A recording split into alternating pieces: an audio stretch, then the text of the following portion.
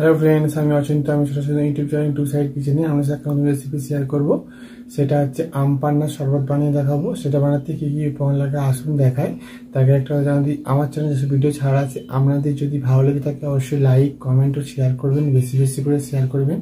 আর যদি আমার চ্যানেলে আপনি নতুন হয়ে থাকেন তাহলে প্লিজ সাবস্ক্রাইব করুন, যে বেল নোটিফিকেশনটা অল করে দেবেন যাতে আমার ভিডিও আপনাদের কাছে আগে পৌঁছে যায়। তাই চলুন আম পান্নার শরবত বানাতে কী কী উপকরণ লাগে আসুন দেখায়।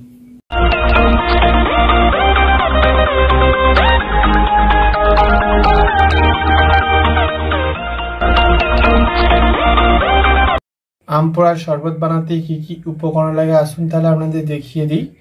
এখানে আমি দুটো কাঁচা আম নিয়ে নিয়েছি, এখানে পরিমাণ মতো পুদিনা পাতা ছাড়িয়ে নিয়েছি, এখানে একটা লেবু নিয়েছি, পাতি লেবু, এখানে আমি জিরে গুঁড়ো নিয়েছি, গোটা জিরেকে গুঁড়ো করে নিয়েছি, এখানে চাট মশলা নিয়েছি, এখানে বিট লবণ নিয়েছি, এখানে আমি চিনি নিয়েছি। তা চলুন রেসিপিটা শুরু করি।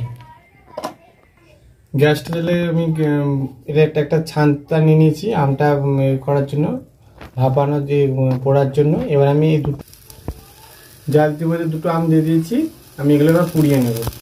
আম দুটো আমি ভালো করে পুড়িয়ে নিচ্ছি, এটা আমি এবার ছাড়িয়ে মেথিটা বের করে নেব। আমি আমের মেথিটা ভালো করে বের করে নিয়েছি, এর মধ্যে এবার আমি চিনি দিয়ে দেব, পুদিনা পাতাটা দিয়ে দেব। এবার এটা আমি ভালো করে পেস্ট করে নেব। ভালো করে পেস্ট করে নিচ্ছি, এবার আমি সার্ভ করে নেব। এবার আমি এই গ্লাসটাতে সার্ভ করে নেব। এবার জন্য এবার আম যে পেস্ট করেছিলাম, আম পুদিনা পাতা আর চিনি, সেই পেস্টটা দিয়ে দেবো আগে।